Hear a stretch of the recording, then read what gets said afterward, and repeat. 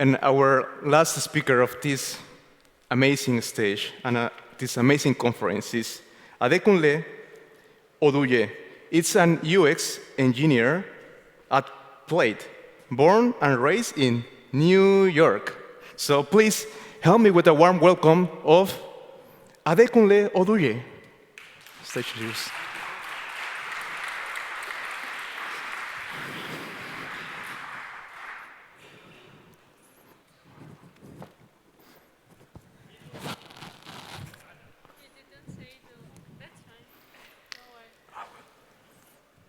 Hello, hello. Yes? Nice. Hey, everyone. I'm glad to be here. I'm the last talk, so I'm stopping you from having drinks tonight, but hopefully this is going to be a good talk. And as we figure this out,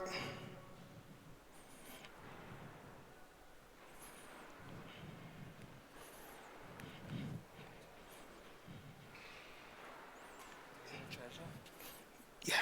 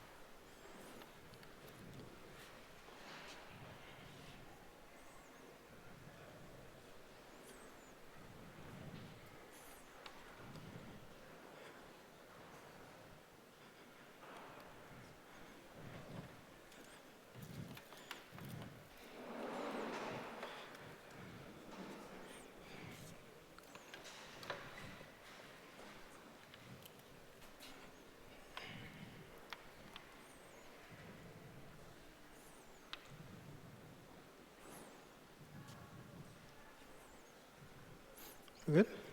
Woo, okay. Sweet. Okay, cool. So first, I want to welcome to my talk. This is my first time in Budapest, and it's been an amazing city that I might move here next year. So if y'all see me in the streets, feel free to say hello. But yeah, my talk is the 3 Ps of design systems. So the first thing I want to get out of my way is like how to pronounce my name, because people always have a question of like, how do you say it? That's how you say it. My name is Adekunle Oduye. My parents are from Nigeria, and I'm located in Brooklyn, New York. And I want to start this talk with my first experience with design systems. This was a couple of years ago. I was working at a fintech company, and it was a great experience overall. We were building components and coming up with guidelines. But long story short, it was a huge failure. And this kind of bugged me because as product designers or developers, our goal is to create tools for people. And it was kind of hard to kind of understand what went wrong until I started watching this show called The Prophet. How many of y'all heard of this before? Nobody. Oh, one person. Nice. So one thing I want to mention, it's a reality show, but the host, Mark Lesimonius, he goes around saving struggling businesses in the US, and he uses the process of using the 3 Ps to help them become profitable in the future. And that was kind of the idea when I watched that show. I was like, whoa, this actually applies to design system. And I started to really invest in this idea of the 3 Ps for design systems. So before I get into the 3 Ps, how many of y'all know design systems? Cool, quite a few. How many of y'all have design systems at your job? Cool, okay, a couple people. So just to make sure we're on the same page, design systems is basically a collection of guidelines, components, and patterns that help you build a UI product. And here are some examples. So this is from Lightning Salesforce design system. This is GitHub's Primer design system. And then Carbon is a design system for IBM. So now we got that out the way, let's talk about the first P. The first P starts with the people. People are the foundation of whatever we do. As product practitioners, our goal is to create tools to solve people's problems. And if you think in the context of design systems, there's literally a couple of levels of users. So first, you have your direct users, which is your colleagues. So if I work in design systems, my first users are designers, developers within my company. And then last, we have end users. These are the end products that people are using. And if you get into the direct users, this is what we have. We have designers, engineers, content strategists, data scientists, and QA. And the list could go on depending on which team and organization you work for. So kind of how I think about design systems is that you can't really design for everyone. So you want to focus on the primary. So these are the people that are using the design systems day in and day out. Support the secondary. These are the people that use design system as a reference tool.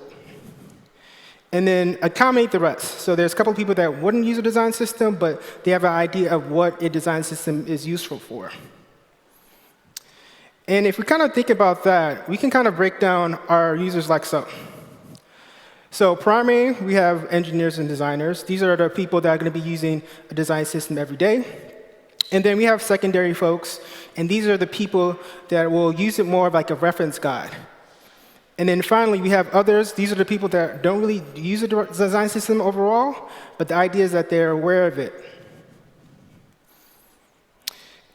And this is getting to the point where you want to do research to really understand what features are useful for your design system. So in this example, I sent a survey out to a bunch of engineering managers understanding what they want out of a design system. And they had a lot of good replies. And this is a good way to kind of validate your ideas before you start investing in them. Second is doing user interviews. So after we did the survey, we actually wanted to talk to a couple of folks to really understand what are their goals, what are some of their pain points with the design system, and how can we improve it overall.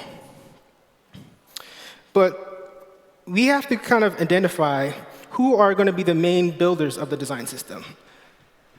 And this is where hybrids, designer, developers come in place. Most often than not, you don't really have enough people, resources to invest in the design system. So often what happens is that you want to hire one person that can handle all. And as a hybrid myself, we're perfect for design systems because we're able to kind of do both design and code. But I want to kind of touch upon the different kinds of roles within this like hybrid role. So we have design technologists and a UX engineer. So I have the privilege of being both of these, so there are definitely some similarities between these two different roles. So the focus areas are usually tooling. So you could focus on like Webpack or build tools, or tooling for Figma. Next is prototyping. So it's easier to kind of take an idea from completion when you validate them. And usually what you want to do is kind of have some sort of way to prototype them. So these are where a good place where design engineers play a good role. And last is design systems. Since design systems include both design and code, this is a perfect place for hybrids overall. So let's talk about the differences. So what does a design technologist do?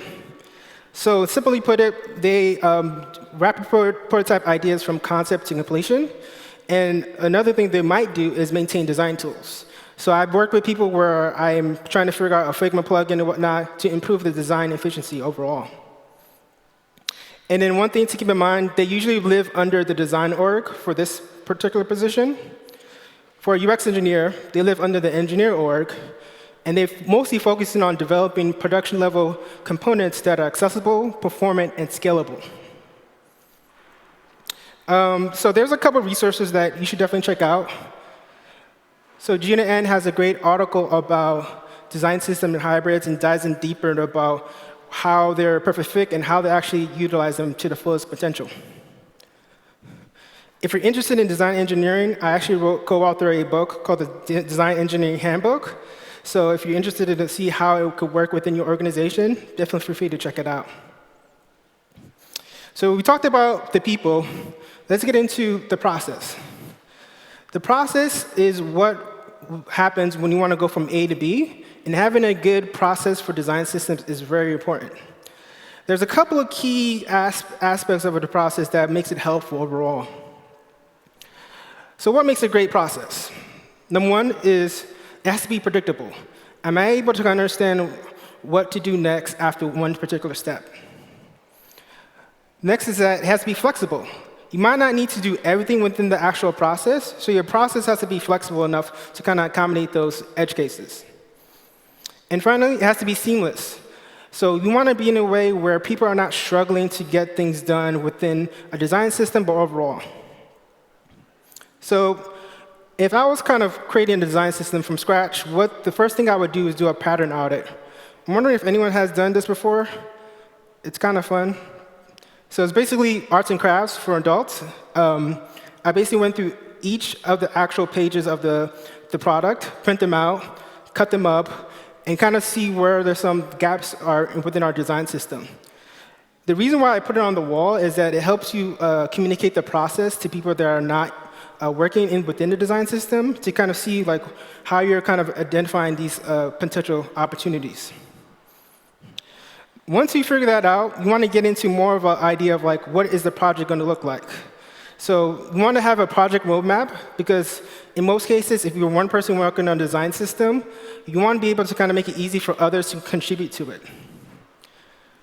So this is something I've done in the past, is where I have a GitHub issues ticket, and this is all of the tickets, and I use labels to kind of identify if they're part of documentation or if they're part of a bug or whatnot. And then from there, I have like a project roadmap to kind of indicate where I am within the sprint, and this is a good way to communicate to your higher-ups to kind of see like where you're within that process overall. And folks that are using Jira, I do something like this where each component has a specific Jira ticket, and the idea is like any bugs or new features are going to be reported into this epic, so you can easily track them.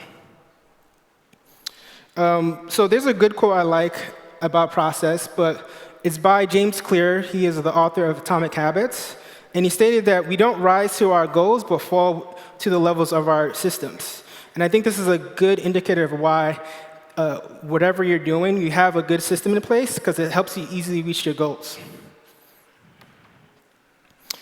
So how can we incorporate new components into a design system? This is probably the number one question I get all the time. And over the years, I come up with a certain process that kind of works. And the first thing you want to focus on is having a contribution model for anyone to contribute to it. So there are a couple of types of contributions overall. So if you have a component, there's usually some bug types. So if you have a button and it doesn't work properly, that's a kind of classified as a bug.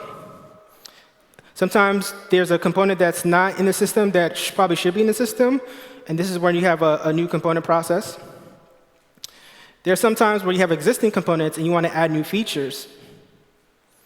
And finally, there's this adding and updating guidelines. And this is mostly focused on people that work on content, but if you think about it, design systems is plus design, code, and content. So this is the overall process of a new component process. I'm going to talk about new components because that's probably the easiest. So the idea is like every component starts with a proposal. And this is where you identify if it should be in the design system. Not all components need to be in the design system, so this is where you want to kind of do your homework on it. After that, we have a production. So this is both design and code. From the design side, they handle all the states and variances for the component.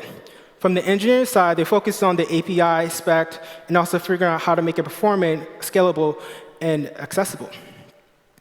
And finally, you want to focus on documentation, and this helps you to kind of have people that use your component properly. So having effective and clear documentation is super useful. So let's get into the first, which is the proposal. So usually a proposal comes up when you're creating a component. You have a component name, you have its purpose. So this separates like when to use the actual component overall. And third, you have where should this component be used? Because all components should have a specific purpose and where it should be used. So this is an example of like a component process proposal I've done in the past, where we've made it very simple because we didn't want people to like answer all these questions and then end up not going into the actual design system. So what happens is like we have what's the name of the component, a link to any of assets. This is usually like a Figma link. And then down here we have like what stage is this process in?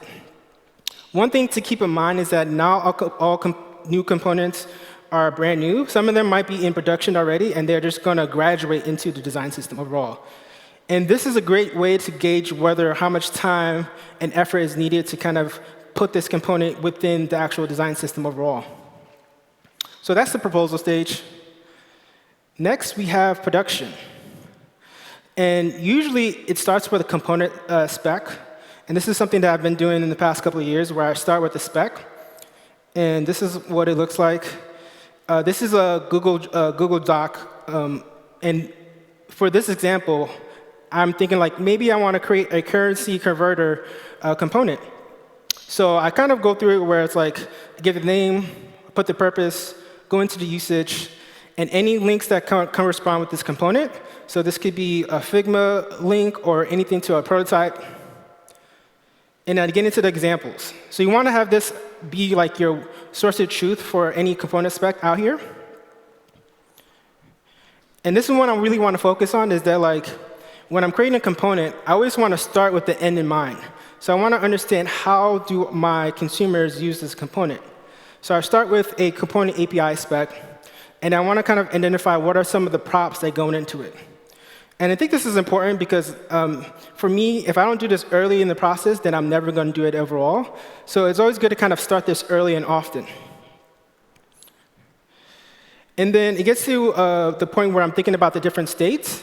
So we use Storybook as a way to kind of document different states of a component.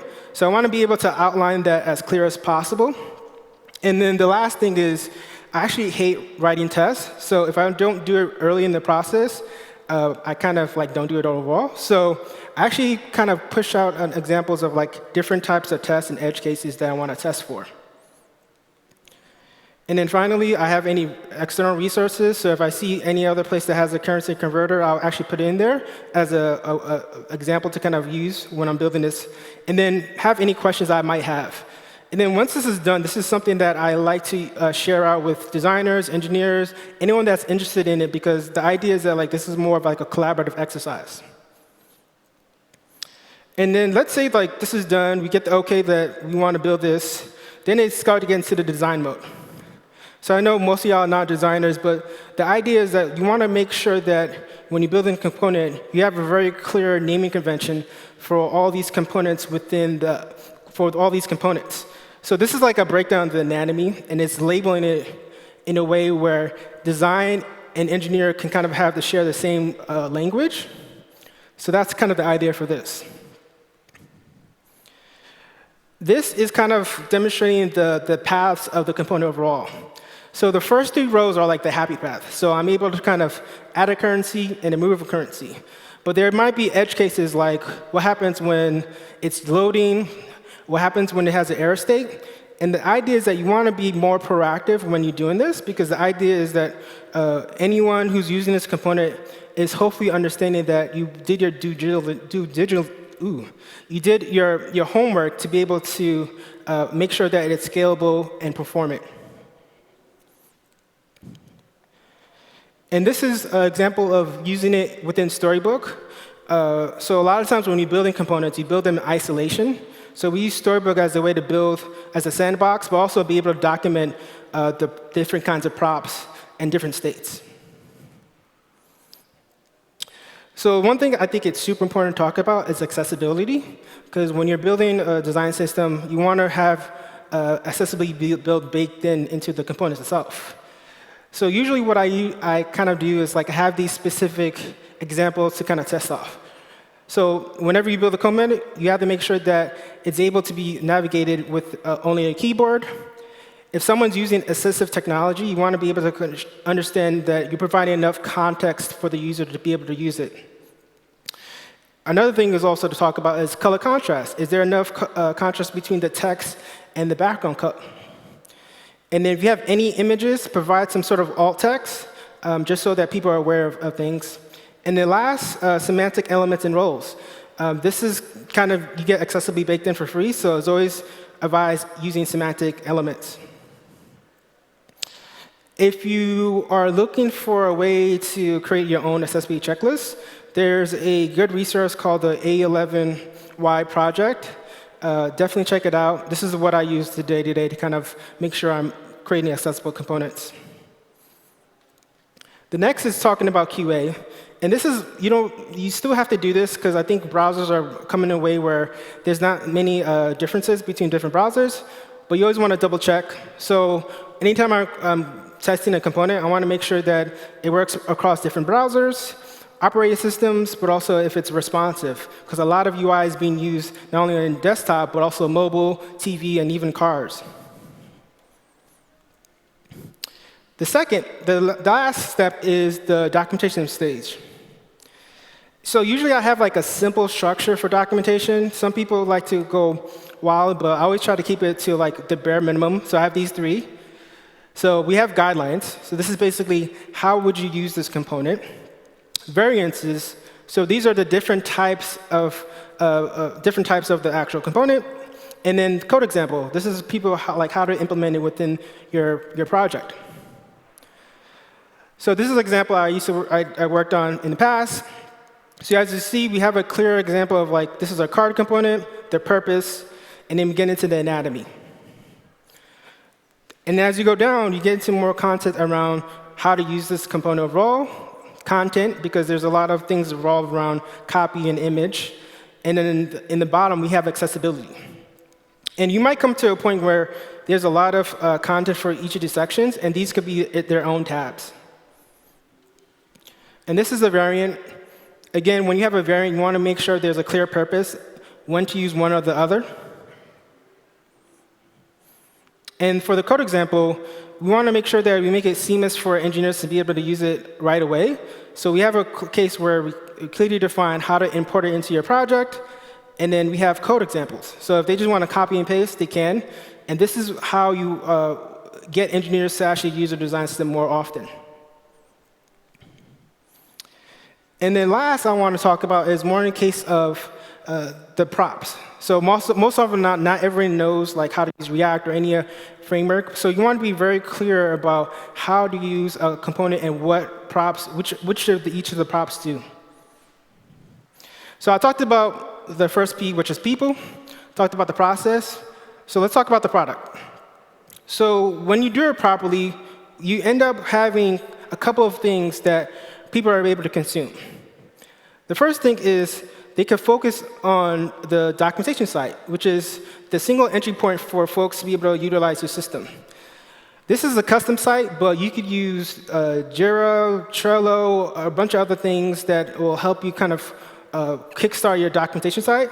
But more often than not, you need something that's a single source of truth for people to explore. After this, you will have something like Figma UI Kit. This is what designers will use. And the idea is that like there's parity between what you see in design and then what you see in code. So this is a Storybook example, and this is something I've done in the past where we still use Storybook as a way to document components, but also it's a sandbox for building components in isolation. So I want to talk about design system as a service. Because we talked about stuff that people can utilize, but I think it's important for people that work in design systems to work and help teams build their own products. So this is something I've done in the past where I've been embedded into feature teams. And the reason why this is important because you get to a point where you work in design systems that you don't really understand how people are using the system overall. So in the past, what I've done is that I worked part of a feature team for 3 months to kind of help them build their products. And what I ended up doing was it was like a research project. I wanted to see how people are using the system, but also educating them how to use the system more effectively. And from my time there, I was able to kind of come up with a list of things to tackle once I returned back to the design system. So I want to kind of close this talk with 3 main ideas. So the first thing is that you want to basically understand the problems and goals of the people. Again, people are the foundation of what we do, and our goal is to create solutions to make their jobs easier. Second is that you want to create a process that empowers the people. When I talked about that quote about creating systems, the more effective structural systems are, the easier it is to replicate results. And finally, you want to provide a product that brings value not only to your users, but your company. When you do this, and let's say you don't have a design system, this is a good way to get resources allocated for a design system. Because most often than not, anytime you're working on infrastructure team, this is usually the first thing they cut. So figure out ways to kind of bring value to your users and your company, but also document it. And this could be used good for ammunition when you want to get more resources overall. But cool. Hope you enjoyed it, and thanks. Thank you so much. Guys, hello. I wonder if there is any question, and if you register any in the Slido. Yes, let's see. When using Jira to track issues per component, do you also handle versioning under each component, or is that handled somewhere else? Yeah, so I've done in a case where I version control the component and I version control the design system as a whole. So I will only advise doing versioning by component if your design system supports many different products. But the idea is when you have it version control with, by a component, it becomes difficult to update, and it's easy to kind of do breaking changes. So I think it's easy to kind of do it within as a library itself. And if you need to do it, you can definitely explore that option. Great. So there is not so many questions now, but I think that I can jump to you in the next 10. So thank you, Adekunle, for your wonderful talk at Craft. So thank you.